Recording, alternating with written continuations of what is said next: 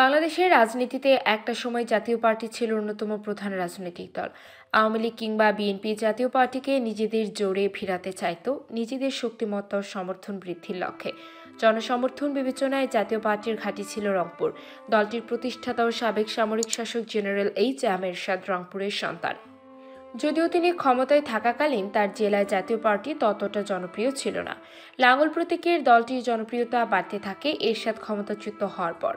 1991 এবং 1996 সংসদ নির্বাচনে 5টি আসনে প্রতিদ্বন্দ্বিতা করে লাঙ্গল প্রতীকে 5টি আসনে জয় পান এরশাদ। রংপুর ততদিনে জাতীয় পার্টির দুর্গ হয়ে ওঠে। কারাগারে থাকার কারণে ওই দুই নির্বাচনী প্রচারণায় অংশ নেওয়ার সুযোগ পাননি এরশাদ। রংপুর জেলায় জাতীয় পার্টি এতটাই জনপ্রিয় ছিল যে 2001 সালের নির্বাচনেও লাঙ্গল প্রতীক জেলার সবগুলো আসনে জয়লাভ করে।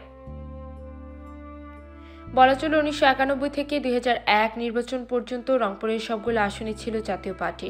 সেই সময় দলটি স্থানীয়ভাবে এতটাই জনপ্রিয় ছিল যে লাঙ্গল প্রতীকে যে কেউ নির্বাচন করলে নিশ্চিতভাবে নির্বাচন হতেন।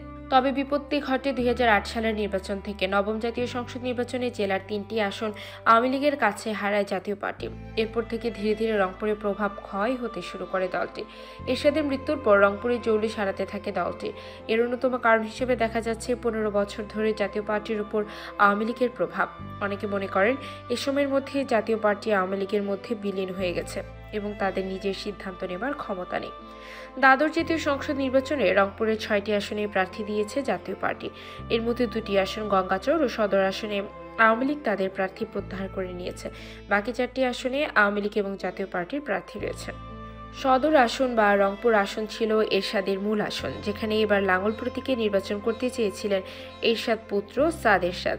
তবে শেষ পর্যন্ত আসনটি থেকে নির্বাচনের মাঠে নেমেছেন এরশাদের ছোট ভাই ও দলের বর্তমান চেয়ারম্যান জি.এম. কাদের। তার প্রতিদ্বন্দ্বী রয়েছে আরও 5 জন। তবে স্থানীয়রা বলছেন এই আসনে আওয়ামী লীগ প্রার্থী প্রত্যাহার করায় জি.এম. কাদের ওয়াক ওভার পেয়েছেন, সেজন্য প্রচারণায় তার কোনো গরজও নেই। আসনটির বাকি প্রার্থীরা বলেন, বাংলাদেশ কংগ্রেসের একরামুল হক, এনপিপির আব্দুর রহমান, জাসদের শহীদুল ইসলাম, ন্যাশনাল পিপলস পার্টির শফিউল আলম ও স্বতন্ত্র প্রার্থী তৃতীয় লিঙ্গের আনোয়ারা ইসলাম রানী।